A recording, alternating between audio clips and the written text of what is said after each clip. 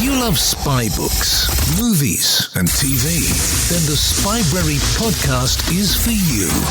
Since 2017, host Shane Whaley and Spybrary field agents around the world dispatch reviews and interviews with authors, historians, and fellow spy fans. We discuss everything from John le Carré, Len Dayton, Paul Viddich, Graham Greene, Nick Herron, Charles Cumming, Ben McIntyre, and many more. Spybrary is available on all good podcast apps and at spybrary.com.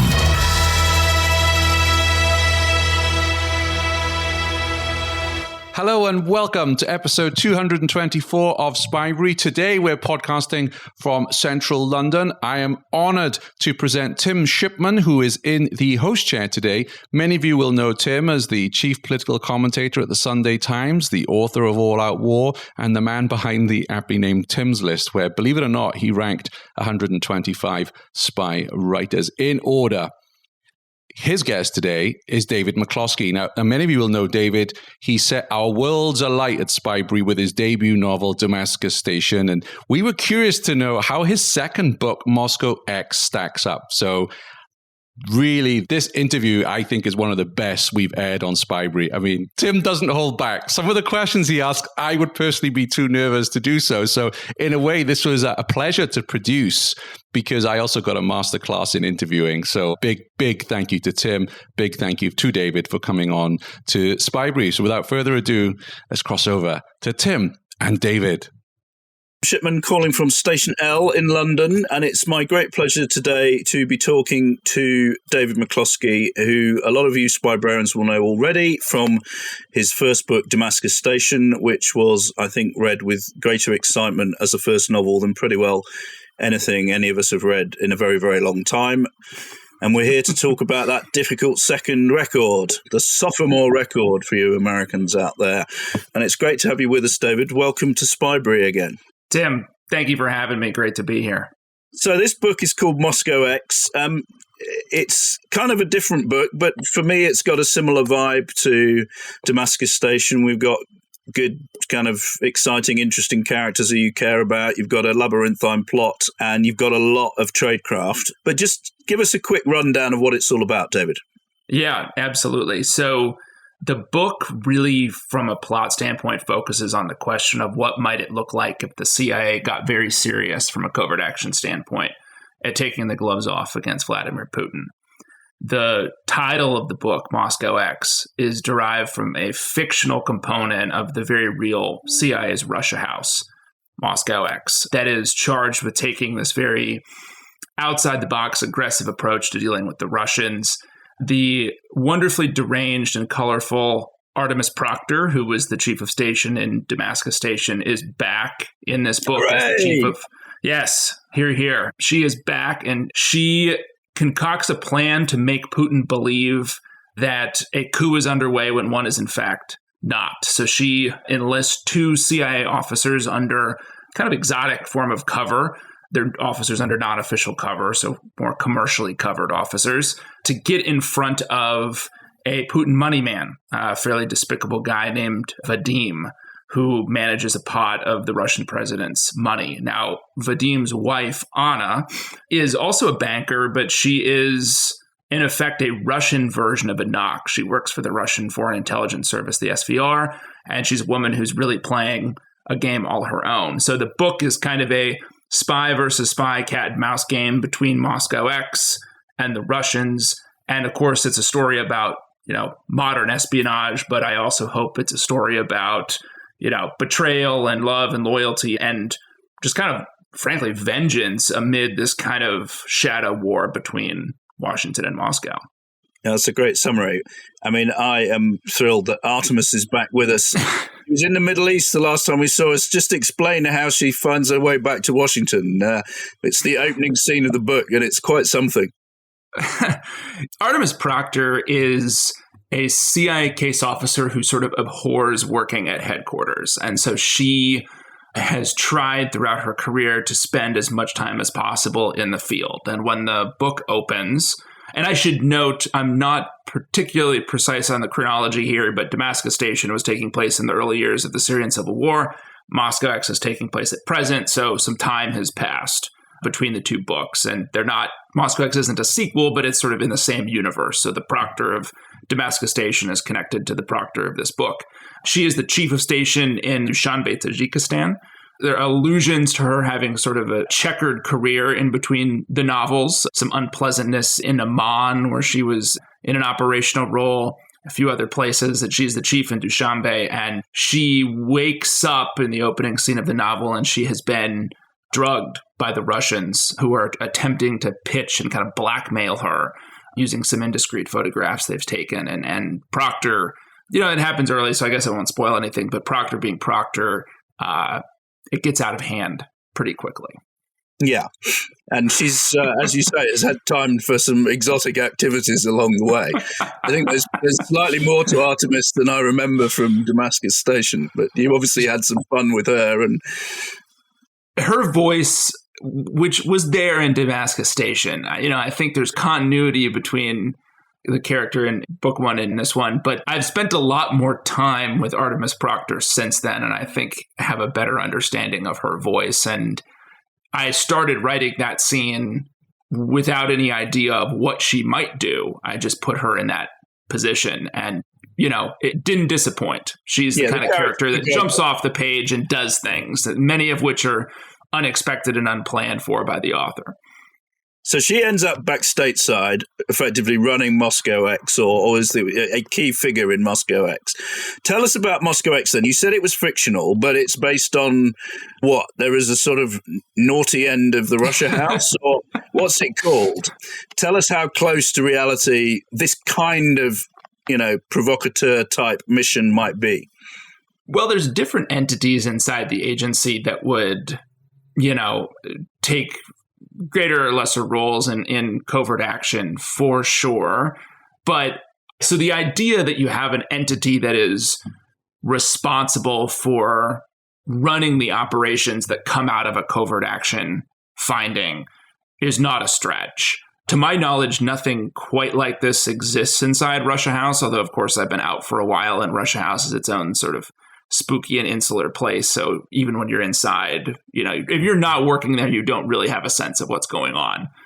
Is that the dark inner core of the agency still then? Kind of, yeah. So this really was more of my desire to create some kind of organizational reality for the fever dreams of Artemis Proctor and to let that kind of run. I thought it'd be more fun. And like in Damascus Station, I sort of have maybe an overly quirky interest in kind of getting some of the bureaucratic and procedural and organizational stuff right. So, or even if it's not technically right, to get the spirit of it right, which is these organizations inside the agency that are doing crazy stuff. Ultimately, you got people sitting in crappy desks at Langley with bad views and weird smells who are doing it, so let's at least show some of that. It's not all, sexy tradecraft out on the street. And some of those weird smells are probably emanating from Artemis as well at various times, I suspect. Her diet would augur toward weird smells, I'm sure. She's got kind of an interesting palate. So the whole basis of this time is, the first book was very much, sort of full-time officer goes in behind enemy lines, essentially, and recruits agent. This is all about NOCs. Tell us about that a bit, because my sense from speaking to some of the semi-spooky people I speak to in Whitehall is that this is very much the way things are often done these days. If you're wanting to go in and gather information, it's much easier to do it with a real person who has genuine cover rather than try and create a sort of, a character from whole cloth. In this day and age of data and the internet, creating an entirely fake sort of backstory in the way that they used to by slipping, train tickets and, all that kind of stuff in your wallet and giving you the right shoes, that doesn't work anymore in the same way. It's easily kind of caught out. Yeah, that's exactly right. And I kind of walked into this. I wish I had a story that said, I sort of looked at this thematically and said, this is the future or really the present of espionage. And so I need to kind of show the world this way. I think that's true, but I really sort of backed into this because I knew I wanted Russian characters and American characters to be able to spend real time with each other. And then if I wrote a spy story in Russia, I had for sort of my American protagonists, diplomatic covered officers working out of the embassy at Moscow, that the amount of time that they'd be able to spend with a source, you're talking about minutes on the street, maybe. And there's drama in that, but it's not particularly satisfying if you're really trying to develop relationships between the characters. And so I started to think about how I might have characters with different types of cover that would allow that to happen, allow for people to go in and out of Russia somewhat freely, as Sia and Max do. And I think, Tim, you hit it exactly on the head that when you look at the sort of evolution or the revolution, frankly, that's happening right now in the way that human intelligence is gathered, the relationship between, it used to be the case that, and you can see this illustrated in Damascus Station, where if an agency officer is running a surveillance detection route, they go to a meeting. If they feel clear or black, no surveillance, they can feel confident that they can have that meeting, go home, crack open a beer and sleep well, knowing that their asset is safe. Nowadays, that's simply not true. The opposition can actually, find you later looking through the data, depending on where your phone has been or where cameras may have seen you or any number of other things, right? So the relationship with time is askew. The relationship, you alluded to sort of fake pocket litter or being used to support an alias. The relationship, frankly, to the amount of information that's available about you now is such that you can't create those fake identities anymore, because you can go back and look at any number of sort of digital trails along the internet, social media, commercially available data that can be found on people. It's utterly transformed the practice of spotting, assessing, developing, recruiting, and handling human assets. And I think, now looking back on the arc of the book, getting a sort of modern espionage story right is going to involve more knocks, more commercial cover, use of cutouts. I have a agency colleague who's a former who said that, human intelligence gathering is increasingly, it will look more and more like the movie The Sting, like it's a con where you have a world for somebody who has information that we want or something we want that we have to sort of curate around them, where we are indirectly, the CIA, the United States government is sort of indirectly involved, but not the one that they think they're dealing with. So I think, the book hopefully kind of touches on some of those themes to paint that picture for the reader. So let's just talk through the setup here then. So your Russian woman is trying to get information on where some of her father's money has disappeared to, and is checking out this woman called Sia Fox in London, who happens to be working as a knock for the CIA. The sting that you then set up, that the CIA sets up, is to take her and her husband, who is the guy who's close to Putin, down to a horse breeding operation in Mexico. So just talk me through, how realistic is all of that a London law firm's stuffed full of CIA knocks? And the interesting thing about, Max and your horse breeding operation in Mexico is that it sort of talks about him and his family and his father and his grandfather, who've effectively been working for the CIA since the 50s. And their whole operation is kind of a CIA front. How common is it to have something on that kind of scale that's just kind of operating? We heard about it years ago when it was sort of magazines that were being funded by the CIA, but Are they funding horse breeding operations? What else are they funding?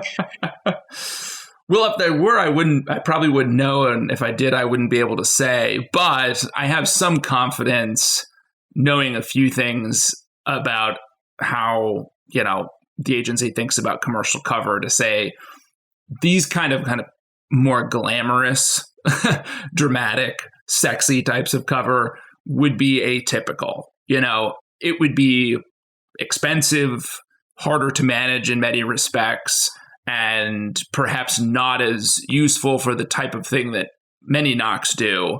I think it's probably not so common. But as I was debating how to cover these officers, the idea of having them work for a random Fortune 500 company or to be a, technology consultant of some ilk was less appealing to me. I felt like it just wasn't going to pop as much. And frankly, one of the things from a plot standpoint that I needed to set up was, and I knew fairly early on I needed to set up, was multiple trips kind of back and forth from both sides. And I'm actually not quite sure how I got to this point, but I started to think about horses and got in touch with a guy who used to run a big Kentucky operation and had some conversations about the commerce of it and the sort of social interactions between the owners. And I thought there would be a lot of drama there, something very interesting and kind of sexy. And it would plausibly set up multiple trips back and forth between these places. And I thought, bingo, this is something that could work for the book. Now, the downside of that, once I realized it, was I was going to have to learn a lot about horse breeding and dealing. And I didn't know much about that. But it was a pretty interesting world to get into. So I hope it worked out. No, it works great. And it's, as you say, it's a sexy world. There's lots of highfalutin types floating about, and it's a natural world where you would find Russian oligarchs. So it's kind of, it works very well. Tell us about these characters then. Tell us about Sia Fox, where she came from in your head, what she's all about. And tell us about Max as well, because they're kind of two of the sort of three main drivers of the plot, really. Right. Yeah, so Sia Fox, her full first name is Hortensia, which she despises.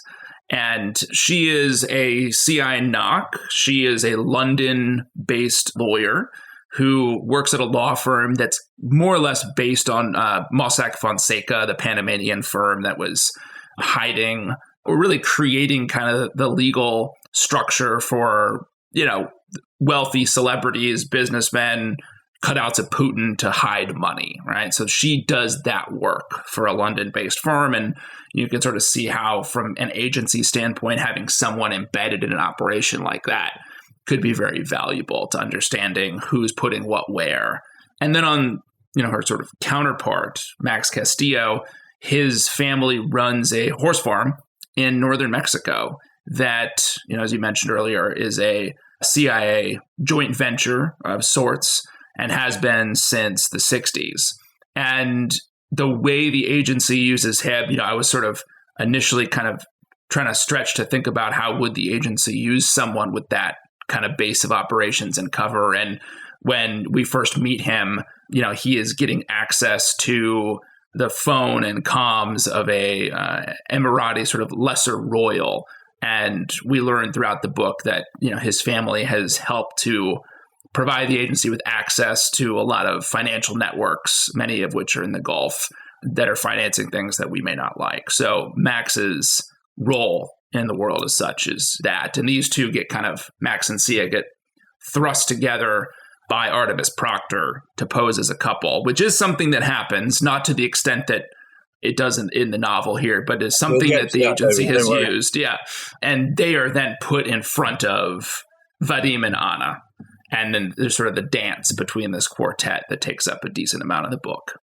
I mean, they feel differently about this job a little bit, don't they? Max has kind of got the better end of this deal, really. He's sitting on his lovely horse farm and having half of his business funded by the CIA. And Sia is being paid a fortune by the law firm, but has to hand it over to the agency while she receives a kind of agency wage. So there's quite an interesting... That's a real thing, by the way. That's a real thing that I was astounded to learn, that you have to turn the difference over. If you're a knock, you have to turn the difference in your salary. You have an actual, GS level government salary, and then you have whatever you're being paid by the cover company. And you have to render the difference between those two back to the U.S. Treasury. And I don't exactly know how the piping for that reimbursement works, but, the agency doesn't want in one of its officers being paid 3, 4x, 5x, what it pays the rest of its officers. Doesn't want that officer more loyal to the company than to the CIA. And so that difference has to be remitted. And Max in the book, I use the acronym FNO. There's a slight distinction for him. He's an actual Mexican national who is not an asset of the CIA per se, but functions more as an officer. So in the book, I call him an FNO. And he doesn't have to deal with any of that bureaucratic stuff. which fuels some resentment early on between him and Sia because, she sort of has to play by the rules and he doesn't. What are the objects that define espionage? Right now in my hand is a pen with a hidden microphone. If you've got a compass that is concealed inside one of the buttons on your jacket, maybe the Germans won't find it. We're opening the archive and diving deep into their iconic designs. Enigma is one of the most famous code machines of all time. I'm Alice Loxton, and this is A History of the World in Spy Objects, a new series from Spyscape Studios. Listen wherever you get your podcasts. So you talked about wanting to get all these characters in the same place for a protracted period of time. You must have had great fun then when you get the Russians to Mexico. And as you say, it's just a great dance. And we have there's basically three of these big set pieces, I think. They go to Mexico, they go to Moscow, they go back again to Russia later. And they're all really tense. And you see the the developing. Just talk us through how you went about that. You obviously, that was your goal. You wanted to put them in the same place. Tell us why. What were you trying to explore there? Well, I wanted, when it starts for that first dance in Mexico, they don't know who the other people are. Like, neither side really knows, but they each are intent. They're sort of circling each other with this intent to get particular access or a set of information, but having to do it because of the way they operate as Nox, having to do it in very subtle ways. This isn't showing up on a street corner somewhere and either having someone walk in to volunteer to spy or having someone kind of cold pitch. This is pretty delicate stuff. And I liked that slow burn nature of the operation, that we're dealing with the psychology of the characters, we're dealing with their own personal circumstances, and each side is trying to negotiate that to get an advantage. From Sia and Max's perspective, they're trying to evaluate these Russians as recruitment targets. And the Russians, Anna, is kind of trying to do that as well, although in the back of her mind, really the whole time is, how do we get these people into Russia so I can really turn the screws effectively and have more leverage? So the horses are sort of center stage as well here as an opportunity for these characters to pair off, to take rides, to spend time with each other, to do this dance that then leads from Mexico into Russia the first time where, and I don't want to spoil anything, where Anna does really put the screws to Sia and Vadim puts the screws to Max in a slightly different way. And I'll tell you from just a plot architecture standpoint, it was challenging to make these sequences plausible, particularly that last return to Russia where, you talk to agency officers and the risk calculus starts to become pretty rough there. But I felt like I needed that to get the payoff in the book. And, hopefully the reader is willing to take that trip sort of into the heart of darkness with the characters. Well, I think that's one of the interesting things about this book. I mean, the first 3/4 of it is a brilliant slow burn kind of weaving of textures and plot and character. And, it sort of rings very authentic. And then at the end, it really does kind of get quite exciting and you're not really sure what's going to happen. And there's quite a lot of, big screen excitement, I would say, there potentially. If you're looking to branch out from the written word into the screen, there's plenty there. I think that it would make it, I think the slow burn stuff lends itself better to TV, but certainly I can see the last bit on a very big screen indeed. But the second trip, when they go to Russia, Proctor, who, as we know from the beginning of the novel, is pretty blunt when it comes to matters sexual. There's sort of suspicion has grown during the Mexican visit, and she sort of she sits them down, Max and Sierra, and says, when you get there, you are basically going to be watched the whole time you're there, literally morning, noon, and night in every room you're in. And I think she says something like, I'm not telling you to bone, but you might want to think about it, broadly Sounds speaking. like Proctor. Yeah, that's exactly how she would say it. Maybe you don't want to tell the listeners quite how this pans out, but is that a moral dilemma that you're aware of kind of facing people in that situation? Or is that... I mean, I think in the first book you said, people don't do this as often as is made out in books. It does happen. Whereas here it feels like, it's kind of, I can imagine a situation where that's kind of going to develop in these kind of operations.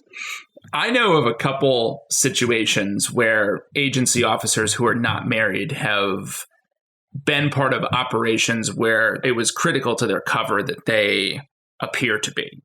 I don't know of anything going as far as Max and Sia take it in this book, nor of that cover being so critical to the execution of the operation. So I think, it's a similar answer here where I heard those stories and I thought, let's take the Sam and Miriam relationship from Damascus Station, where this romance at the heart of a case officer and, an assets relationship, right?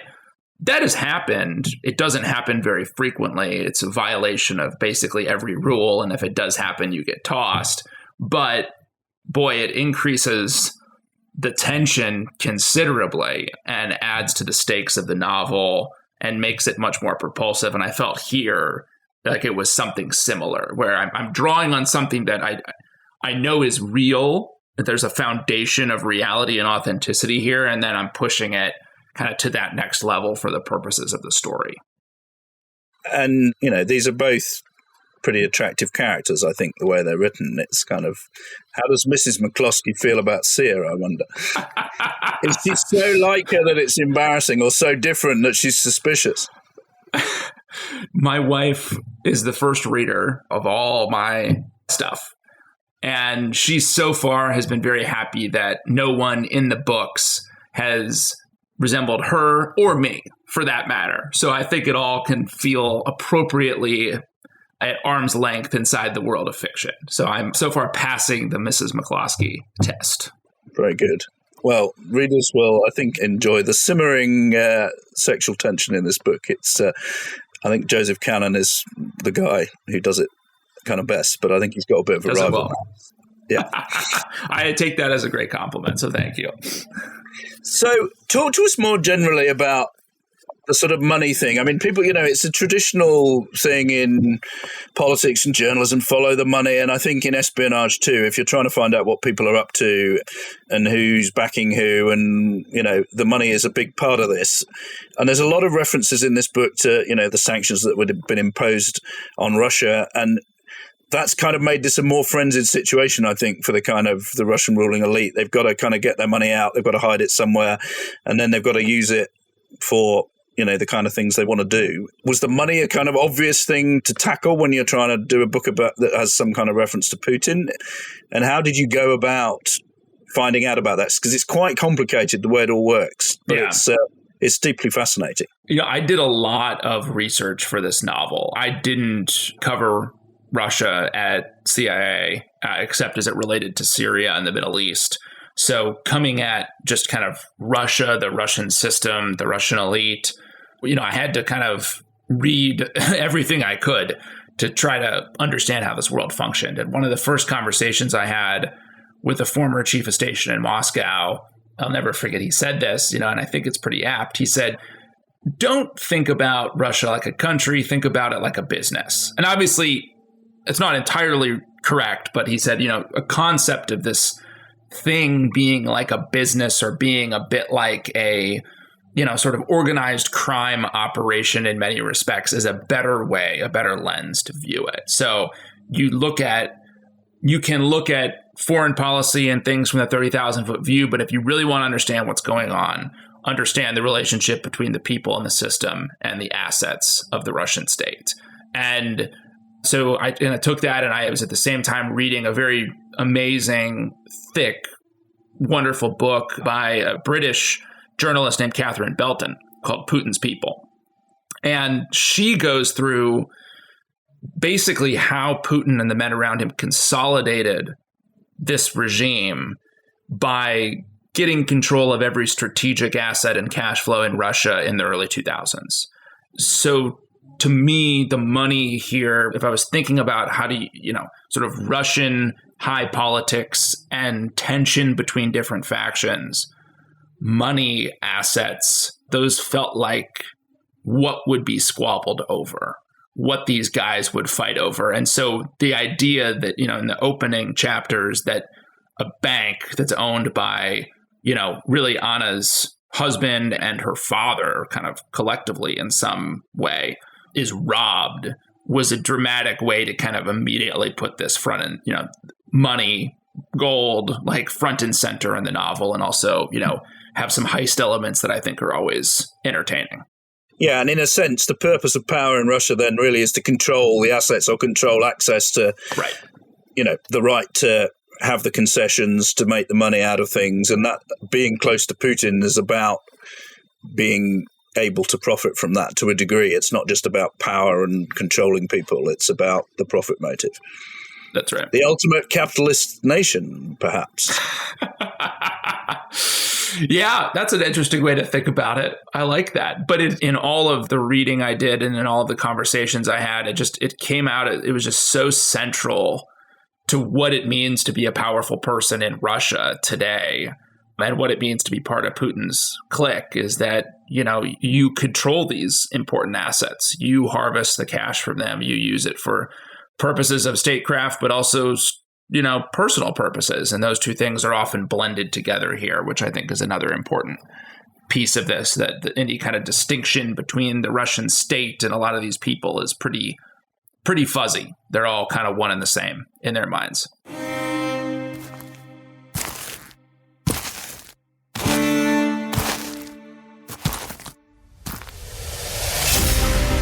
Are you on the hunt for your next thrilling spy read? Look no further. Spybrary contributor and Sunday Times chief political commentator Tim Shipman has curated a list of his top 125 spy authors ranked. With Tim's vast experience and expertise in politics and spy thrillers, you can trust his judgment on the best spy authors of all time. This list includes both classic and modern writers, making it the ultimate guide for any spy fan. But wait, there's more. Tim also recommends which book to try first from each author, and he shares his favorite book from each of them too, so you can dive right into the best of the best. Ready to get your hands on Tim's list? Head over to spybrary.com/top125 to grab your free copy now. Don't miss out on the ultimate spy reading list. Visit spybrary.com/top125 today. I don't know how much of the plot you want to go into, but, you know, they eventually go back to Russia, and then a kind of sting is set up where they're going to kind of extract some of this cash. And there's a sort of terribly labyrinthine and complex way in which they try to do that, involving Bitcoin and all sorts of things like that.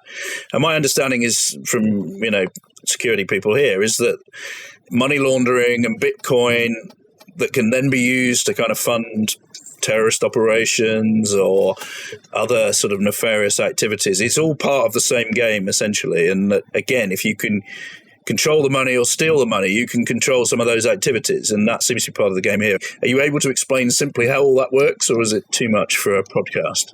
The money comes into the plot from a few different angles here, right? One is it sort of sets off, it's stolen from Anna's family, and so it sets off her and her husband and her father on this sort of operation to retrieve it or find it.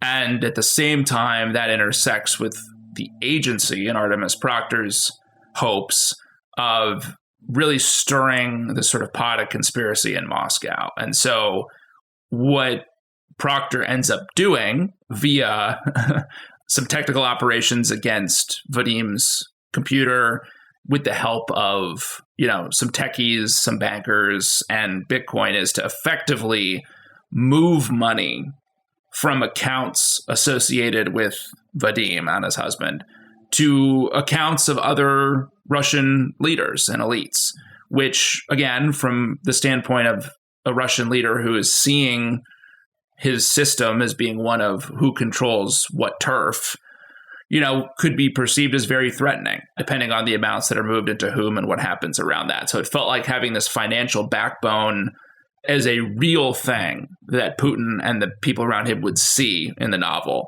as part of this conspiracy was really important. So it's a whisper campaign, but it's one with teeth, with real things. So you actually have the agency mucking around with telephone records in Russia, mucking around with money to create a set of circumstances. And I think Proctor puts it this way at one point in the novel, where Putin will be forced to shoot people. And that's where the money really comes in. So I had to, and there's always a dance here, I think, in spy novels around how into the tech do you get versus how much pixie dust do you spread. And I was trying here, there's some pixie dust, but I was trying here to at least develop some plausible path for the agency to pull off this kind of operation. So when people read it, they think, okay, McCloskey didn't just, there isn't a 900 mile per hour car that appears here and takes off. We've got some plausibility to this plot. So I tried to get into the piping a little bit to make that happen. Yeah, it's great, but maybe without revealing too much to help other people do this stuff in the future. I don't know. Well, there's also that too. Yeah. But, you said you spoke to the former station chief in Moscow. Did any of this come from someone saying, you know what they've tried to do with Putin's money, or we've tried to drive Putin a bit mad by convincing him people are trying to overthrow him? None of it came from any, as far as I know, any real operations that have occurred to that, like in that vein. But, the thing that kept coming up in conversations about Putin and about the system around him was this idea that something that he would find truly destabilizing, or at least worrisome enough to take action, would be if there were disturbances in the money and in its apportionment and where it is and all that. So that came up many times as a sort of, it's not a weakness necessarily, but it's kind of a source of potential leverage that we might have if we were able to do something about it. And so I played around with that to see what that might look like. And, I think to some degree, the novel became a little bit of every agency officer who'd worked on Russia, this is like kind of what they wish they could do, right? To really stick it to Putin. None of this is based on a particular operation that the agency has run. Let's put it that way. Do you think then that something this sort of pointed against Putin himself would be regarded as a bit risky? Yes. Yeah. I go into some detail in the book about the process to actually get a covert action finding to do something like this, because in reality, there would be a whole bunch of different risks that would come up in the interagency meetings about this, not least of which, would be sort of the continued faith that, anyone could continue to have in the global financial system if the United States is doing these types of things. So, I have a line in the book to sort of someone from Treasury blowing their lid when they hear what the agency wants to do, which is what would happen. But then there's also the reality that, this would have to be a finding with lethal authorities, which has to clear yet another bar, because we would be fairly confident that any Russians rolled up in this thing would be killed. And so that's a whole different level, of sort of, legalese and bureaucratic processes and hand-wringing and all of that. So, I had agency officers help me with the particularities of the finding in the novel and how that process works. But I think at multiple points in there, they would have said, I think the red light would go off from a risk management standpoint here, and we'd probably stop, but it's a spy novel, so I didn't have to stop. I had Artemis Proctor to sort of bulldoze it through, Well, that's the thing. She's at least realistically going to do that. So if such a person existed. You've turned, you did the Middle East first because that was what you'd worked on, and now you've turned naturally to Russia. I've talked about this with other novelists, this kind of return of the Cold War as a theme after the sort of period of, post 9/11, lots of terrorist novels. We've now got back to sort of state spying, and it's kind of where I think a lot of the readers are happiest and most comfortable and enjoy the vibe. I mean, is that the same true of the sort of real life intelligence people? Obviously, money gets sort of slung around in different directions. Do you sense that Moscow, Russia is back near the top again? And how good are we at this stuff? Do we know what's going on inside Putin's world, or are we sort of feeling our way a bit still? Well, I do think it's been a pretty profound shift for the agency, right, in the past few years, where we have spent 2 decades engaged largely in a counterterrorism mission and in the Middle East. And as a result, a tremendous amount of just the resourcing, the money, the people, the time, the energy, all the calories, in the interagency process in Washington were invested there. And I think we've kind of woken up slowly to the reality that, the world going forward is going to it's going to be different in many, many different respects. And, we were talking earlier about this kind of revolution in the way that human is actually gathered, right? That's upon us. But the reality is it's more imperative now that we know what the hell's going on in Moscow and in Beijing. And those places are sort of, I think the CIA is kind of trying to tilt the ship a little bit from a budgets and people and organizational standpoint to spend more time and energy making sure we have a better picture there. I don't think those places were deprioritized necessarily, but I think the agency was spending so much attention. We always had people working on Russia. We always had people trying to recruit Russians, but I think the sort of lid's been pulled off to the fact that this is the challenges of the future are not, although, we continue to have a counterterrorism mission, the sort of really profound challenges of this century are not in Iraq, and they're not in fighting al-Qaeda. They're in the contest with Beijing and with Moscow and a whole host of other issues. So I hope that the agency is doing the right things to sort of make sure we have people who can, handle those targets, and that we have the actual organization steered in that direction. And they're both pretty hard targets. I mean, there's a lot of peril in this novel. We come to care about these characters, and you put them pretty resolutely in harm's way, David.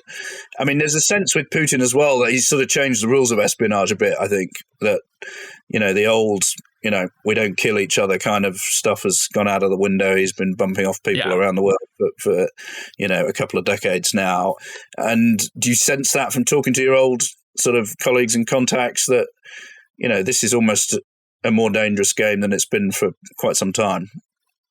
Yeah, I do. I think that this old school kind of Moscow rules stuff of you don't actually lay a hand on the opposition. There's sort of a spy game here, and other people might get killed, but we're not going after each other's officers. I think you look at kind of what's happened with Havana syndrome stuff over the past few years, and the reality that there's probably a subset of agency officers and Americans who have been targeted with directed energy weapons by probably the Russians, and you kind of look at the way the Russians perceive us as sort of being opposed entirely to Putin and his system and seeking to topple them, which I think really started to become a much more widely held belief inside his circles after the protests in Moscow in 2011 or 2012.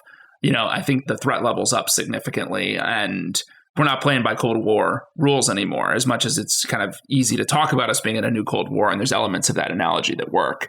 I think it feels like it's a rougher world if you're out there trying to actually collect intelligence on the Russians. And be honest, how nervous were you when it looked like your man from Wagner was heading to Moscow to tip him off his perch, and the whole premise might have been disappearing up in smoke? I will admit that when I was watching that, I'm not proud of this, that my first thoughts were that it might be better for the story if Putin survived, and I didn't want to have to do a whole bunch of rewrites. So to find myself rooting for Vladimir Putin was a truly disgusting position to be in. But, I think where I landed because I actually sat down and thought about it that afternoon is, boy, this is a mess. I mean, the novel was almost to the printers. I said we were going to have to just put something up front in the book, like I did at the start of Damascus Station, where I said, the early years of the Syrian uprising, like I would have to do something that was like, the final years of, the Putin regime or something like that, because he's a character in the book and he's mentioned over and over again, and like excising him from the novel was going to be impossible at that point. So I have to admit, I was somewhat relieved when Prigozhin kind of turned around his mutinous forces and they went back. But actually, it looks in the end like the way the story ended is, just reinforced the view of Putin as this ruthless person who's going to bump off anyone who challenges him. So that's right. In a sense, you've come out of it smelling of roses, I think. It's worked quite well. Tell us about the reaction in the CIA to Damascus Station. Have you been inundated with people trying to be helpful, offering you plots?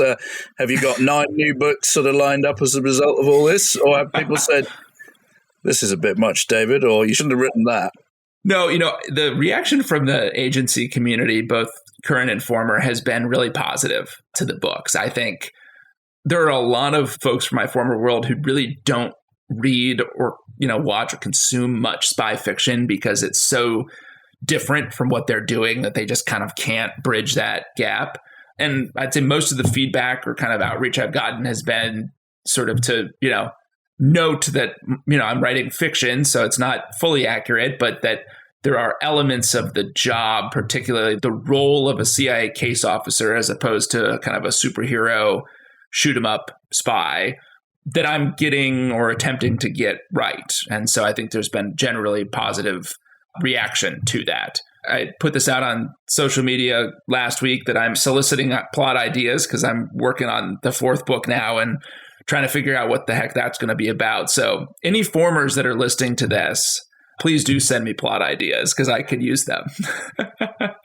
And how did the getting this through? I mean, like all sort of ex-CIA people, you have to get this cleared. How was the process this time compared with Damascus Station, where I think you turned up with a huge folder of things that other people had written, including Jason Matthews, saying, this has already been done, don't have a go at me for it. But was this... That's right. Because this is more modern almost, it's more sort of pertinent to now in a sense. It feels potentially edgier from that point of view, but... The process, I worried about that same thing. And so I similarly had, dozens and dozens of footnotes in the copy that I sent to them to be sure that, I was noting where I was getting this stuff. And I'll tell you, there were fewer edits on this one than there were on Damascus Station. It cleared, the PRB, the CIA's Publication Review Board, pretty quickly. And there were a few things that we went back and forth on and some stuff they said, hey, you should cut the mention of this. And it didn't change plot or character or anything like that. So I'm happy to do that. So it was a relatively easy process, although, it probably helped that I hadn't worked on Russia. I wasn't in Russia House at the agency, whereas I had worked on Syria for my whole time there. So, I think the sort of portion of my brain on Russia that was classified was not significant. Yeah, the real inhabitants of Moscow Z are not phoning you up and saying... David, you've just changed the letter here. This isn't good. That's right. That's right. But what's going on in the CIA at the moment? Lots of people seem to be leaving and writing very good books. We've got Ilana Berry, who's written The Peacock and the Sparrow. She was talking about there's a sort of writers group around the CIA. I don't know if you've been anything to do with that or... So no, I haven't, but it's called Invisible Ink is the name of the writers group at CIA. Yeah, I don't quite know why that's the case, but we do seem to have a healthy crop of formers who are writing spy fiction these days. And I think it's not a necessary condition of writing a great spy novel. You don't have to have been in CIA, but it certainly does help if you're trying to get closer to the authentic life of a CIA officer, if you've been inside and know a bunch of CIA officers and kind of know how the place works. So that's, I've been very fortunate that that's been the case for me. But I don't know. I mean, I hope there are more that continue to write and that come out of the agency and write spy novels, because Alana's book is wonderful. And, the late Jason Matthews Red Sparrow trilogy, I think, really captured my imagination in kind of showing me how you can write a book that's both, it's thrilling, it's entertaining, and it's grounded in a lot of real tradecraft and real CIA culture, which I think is, for me, as I write my books, I generally think about the story. Is this something that I would want on my bedside table? Is this the kind of book that I would want to read? And I gravitate to those types of novels anyway. So that's the way I try to write them. I know what's next, David, but we got some more Artemis in book 3. We do. Artemis Proctor returns in a big way in the 3rd book. That book is really a modern mole hunt. So it's a bit of a modern homage to Tinker Tailor Soldier Spy, and it's set in present-day Langley for the most part. And Artemis Proctor is in the George Smiley role, trying to root a mole out of the upper echelons of CIA. And Sam Joseph is back for this one from Damascus Station. He's Peter Gwilym, essentially, I think. Is that right? Is that how you would sort of... Yes. That's right. He's kind of the book opens and Proctor's inside CIA, but she's very quickly not. So she's out. She's kind of in the Smiley role on the outside, and then Sam is still in. And that book is tentatively on the calendar for next fall in the U.S., the fall of 24. Great. Well, that's good. And you would expect publication in Britain in the same way you've done it here a few months later, is that? I think so. That's my understanding as of now, that it could change, but it would most likely be out like in the winter, January or February or something like that of 25. Yeah. I mean, lots of British spy barons, of course, have already read this book and have been getting in copies from the States. Those of you that don't know, this is out in January in Britain.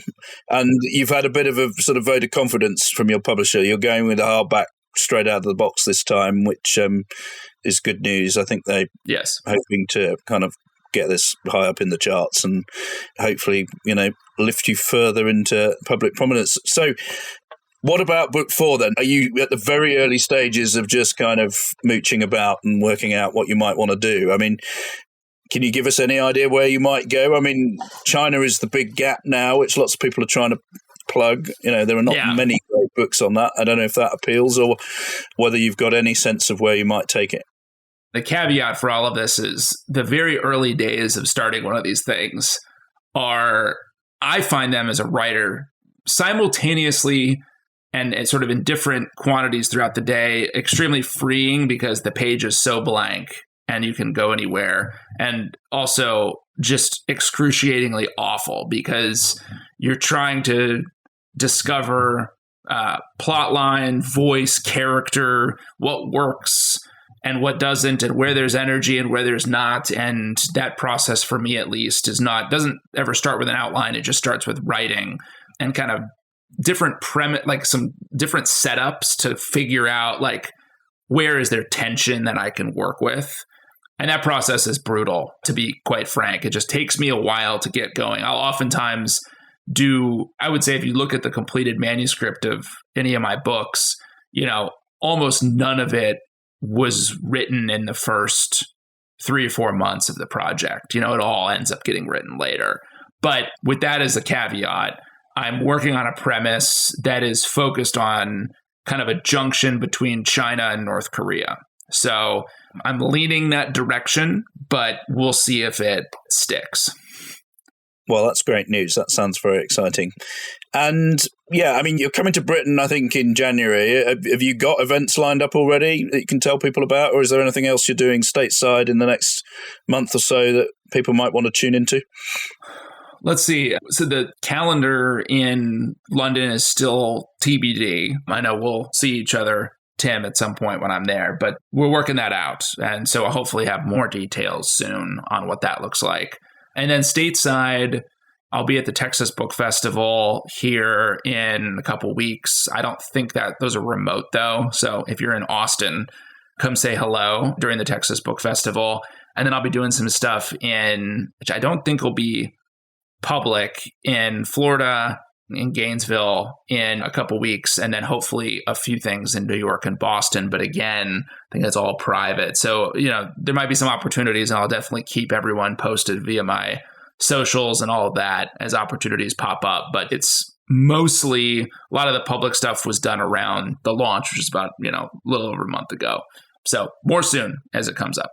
Well, thank you very much indeed for your time, David. And on a my personal note would say I think we all thought Damascus Station was as good a first novel as we've read in a very, very long time. And I was pretty nervous picking up Moscow X. I was very sad to put it down again because it's absolutely superb. So Thank you. I can't think of anybody else who's started as well as this, certainly not since Joseph Cannon, and you could arguably go back further than that. So we all have high hopes for book 3. I always think it's good that a new author doesn't turn to the sort of classic mole hunt until they've kind of found their stride, and I think it was hard. It was a hard book to write, I'll say. But are you pleased with it? I am pleased with it. I'm very pleased with it. It was, I think mechanically, the first 2 books are sort of pure thrillers where you've got 3 or 4 different things and they smash into each other at the end. And that's a gross oversimplification, but a lot of great spy novels work that way, I think. This one, The Mole Hunt, was more like there were elements of that, but it really felt a bit more like a mystery that I had to protect that reveal until the last possible moment. And that turned out to be hard. And, Le Carré noted this, I think around the time, or maybe after he wrote Tinker Tailor, is it's very challenging. Mole hunts are by definition backward-looking exercises. And you generally don't want books that are looking back constantly. So you have to think about the right balance between, dredging up the past and propelling us forward into the future. And that's a challenging thing to do in a book that's so, where if I'm trying to do a realistic mole hunt, you got to look into the past throughout. So how do you balance those things? I'm happy with how it's turned out, but it was more challenging to write than I thought, which I should probably put on a t-shirt because I think all the books are going to be that way. Well, we've all enjoyed your past, and we're, I think, all going to look forward to what you come up with in future. David, thank you very much for your time. Hey, thanks, Tim. Great to be with you.